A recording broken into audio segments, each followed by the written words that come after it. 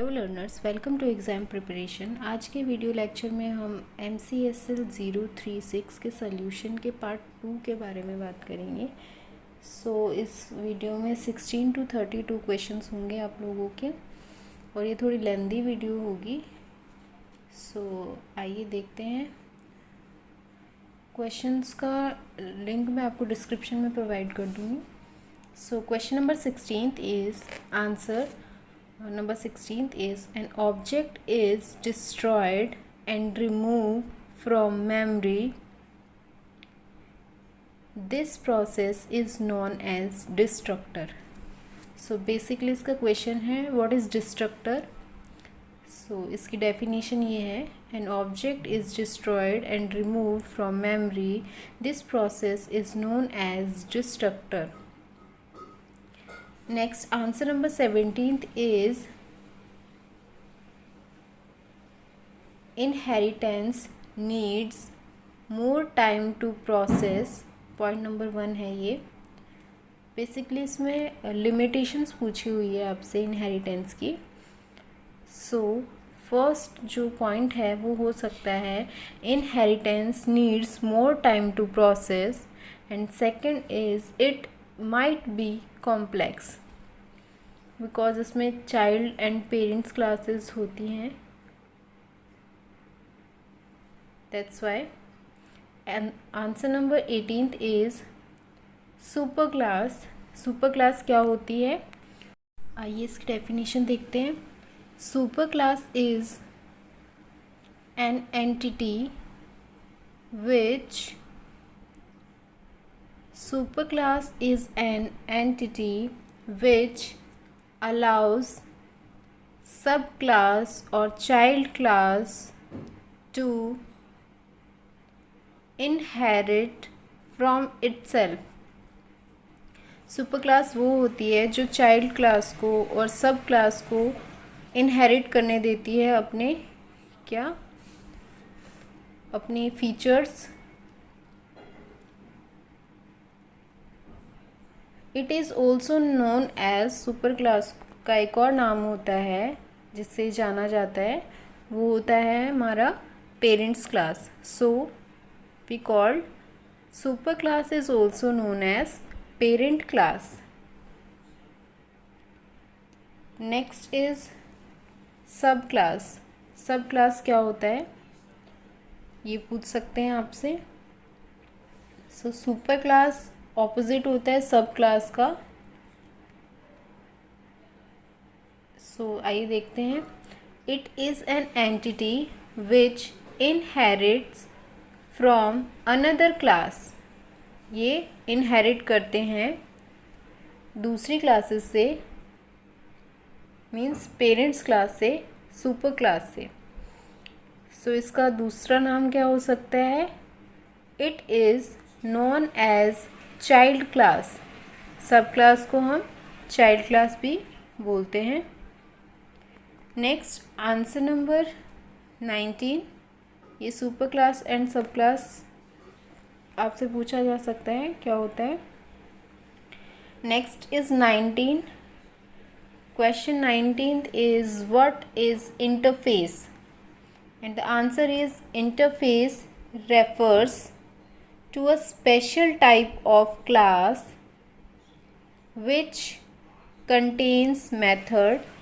एक special type की class होती है जिसमें क्या कंटेन करता है ये methods, but not their definitions only. The declaration of method is allowed inside a interface. ये क्वेश्चन आपसे पूछा जा सकता है वाइवा में। पार्ट 1 में मैंने इससे पहले के 1 to 15 जो क्वेश्चन के आंसर्स थे वो आपको बताए थे, वो वीडियो भी देख लीजिएगा ज़रूर। आंसर नंबर 20 नेक्स्ट है आपका difference between static polymorphism and dynamic polymorphism. क्या होता है इसके बीच में डिफरेंस। कुछ पॉइंट्स बता देती हूँ मैं आपको जो कि ईज़िली आपको याद हो जाएंगे, कोई बहुत डिफ़िकल्ट नहीं है। सो स्टैटिक पॉलीमॉर्फिज्म देखते हैं पहले। It is also called, static polymorphism का एक दूसरा नाम होता है जो कि है compiled time polymorphism. Compiled time polymorphism को ही हम स्टैटिक पॉलीमॉर्फिज्म बोलते हैं। सो it is also called compiled time polymorphism. Dynamic polymorphism देखते हैं। डायनेमिक पॉलीमॉर्फिज्म का दूसरा नाम होता है हमारा run time polymorphism. So it is called as run time polymorphism. Next point, static polymorphism is known as early binding technique, whereas dynamic polymorphism is called late binding technique.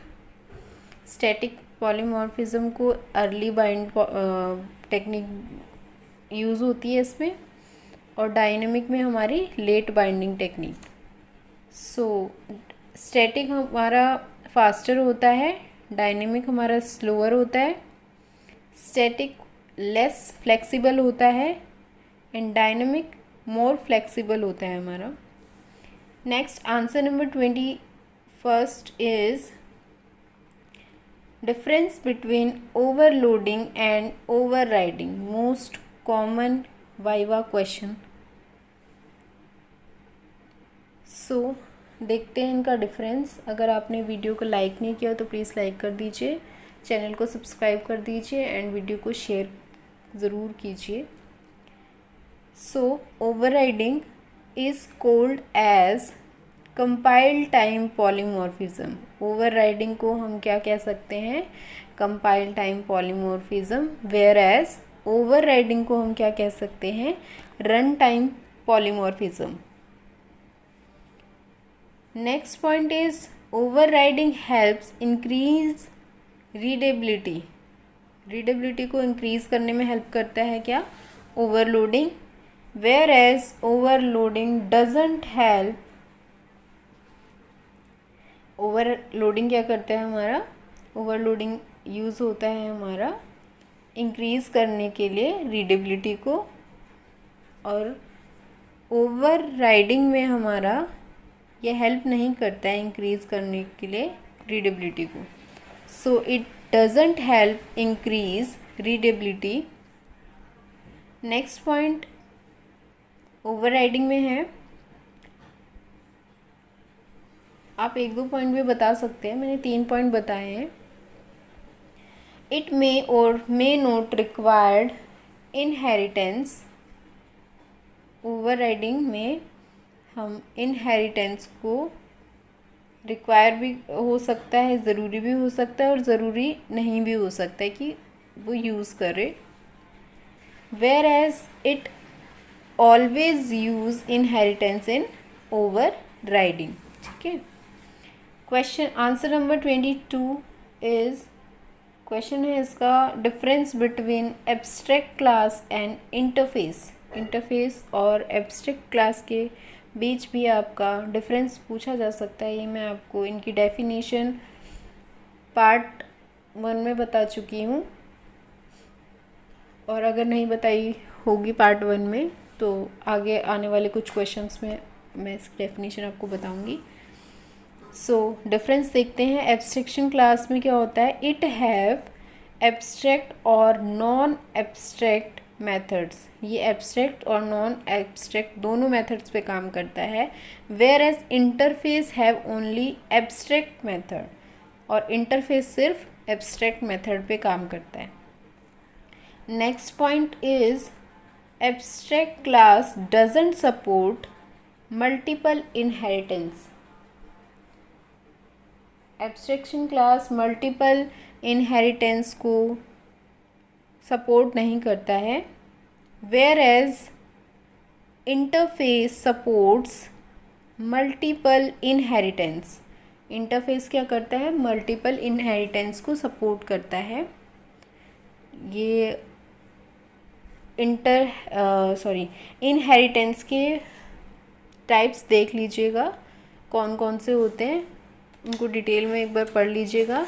वो भी पूछ सकते हैं आपको किस टाइप के, कितने टाइप के होते हैं इनहेरिटेंस, और टाइप्स की डेफिनेशन भी पूछ सकते हैं। So next answer is 23rd answer,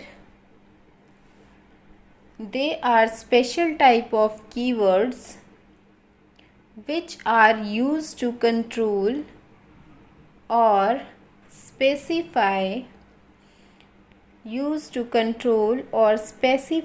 the accessibility of entity। ये किसकी डेफिनेशन है? एक्सेस मॉडिफायर की डेफिनेशन है ये, ठीक है। They are special type of keywords which are used to control or specify the accessibility of entity. Okay, some of the access modifier or specifier are public, private and protected। ये कुछ type के हमारे specifiers हैं। Okay, channel को please subscribe कर दीजिएगा। Answer number 24 is, the question is what is exception handling. So answer is, exception handling क्या होता है, एक्सेप्शन क्या होता है, एरर क्या होता है, ये आपको पता होना चाहिए। सो देखते हैं एक्सेप्शन हैंडलिंग क्या होता है। So it is a mechanism for identifying the undesirable state that the program can reach. ये अनडिज़ायरेबल क्या होती है? स्टेट होती है, उसको आइडेंटिफाई करने के लिए होता है। That the program can reach and specify the desired outcome of such states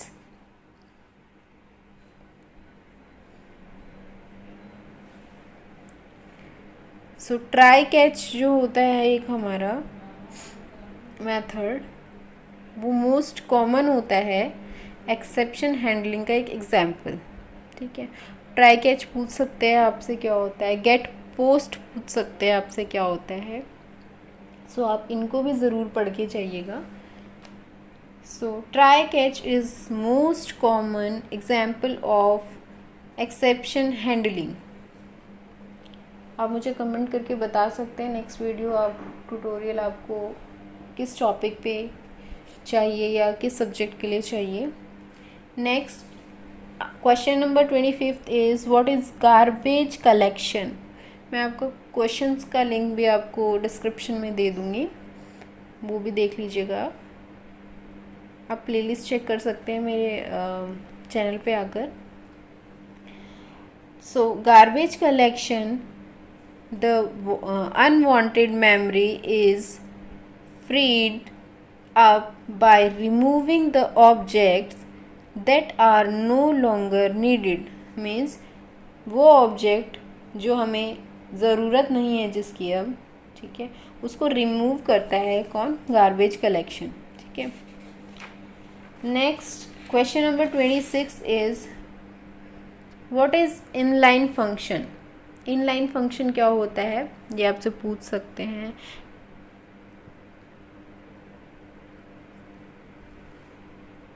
most of questions मैं आपको कवर करा दूंगी, और कुछ जो मैं नहीं करा पा रही हूँ इस वीडियो में मैं आपको बता देती हूँ बीच बीच में इम्पॉर्टेंट क्वेश्चन, आप उनको भी देख के जाइएगा, पढ़ के जाइएगा।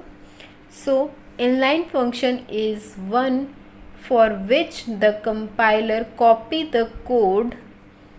क्या होता है इनलाइन फंक्शन? वो होता है जो कंपाइलर कॉपी करता है कोड को, कहाँ से? From the function directly into the code, directly code से ऑफ कॉलिंग फंक्शन, जिस फंक्शन को कॉल करना है उसी फंक्शन से डायरेक्ट वो कॉपी करता है कोड को rather than creating a separate set of instruction in memory.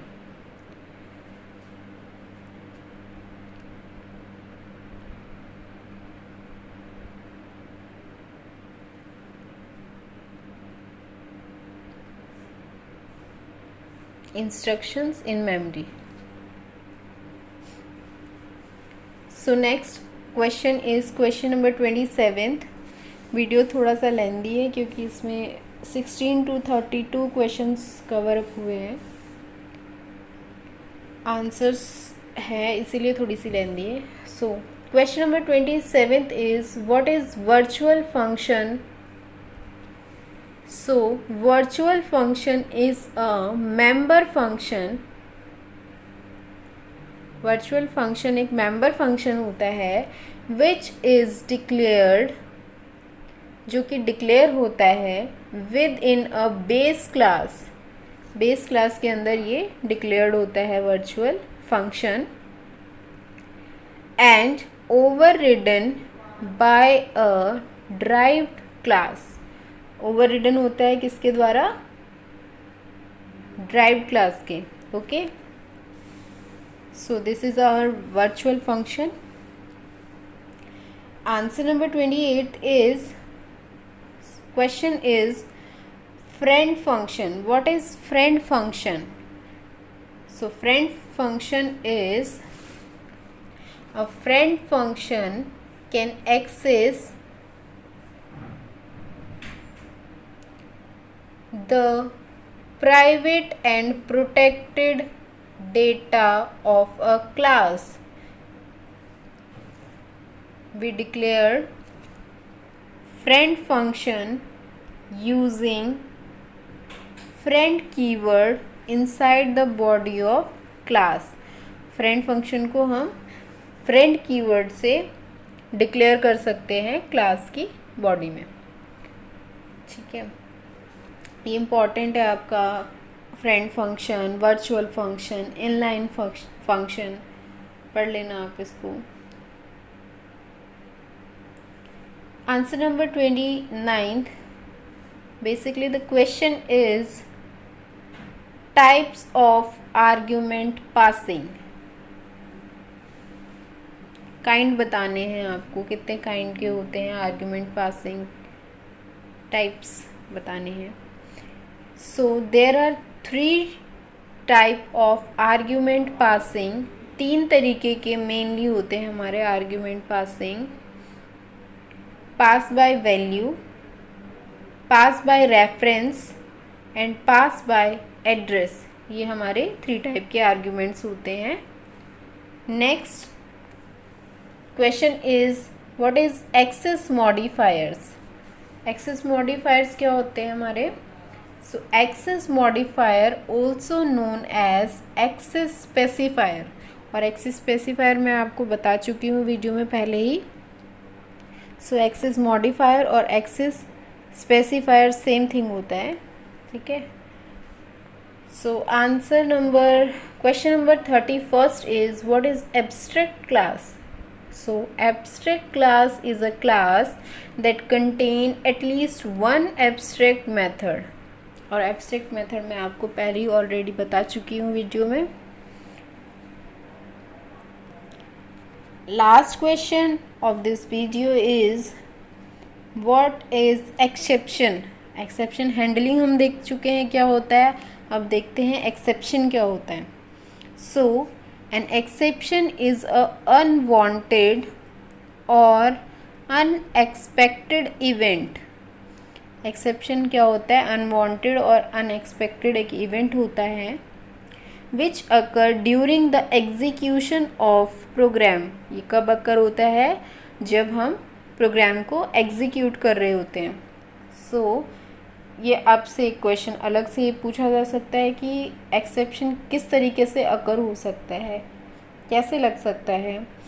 So some examples है, मैं बता रही हूँ आपको कि किस तरीके से ये अकर हो सकता है. So first point is invalid user input. अगर इनवैलिड यूज़र इंटरपुट होगा तो हमारा एक्सेप्शन अकर हो सकता है. नेक्स्ट डिवाइस फेलियर हो सकता है हमारा. Next loss of network connection हो सकता है, उस नेटवर्क कनेक्शन ना होने की वजह से एक्सेप्शन क्या हो सकता है, अकर हो सकता है, क्रिएट हो सकता है। नेक्स्ट इज़ फिज़िकल लिमिटेशंस की वजह से हो सकता है। And last one is code error हो सकता है। That's it for this lecture. अगर आपको कंटेंट वैल्यूएबल लगता है तो please subscribe this channel and share with your friends. Thank you so much for watching this video and good luck for your exam.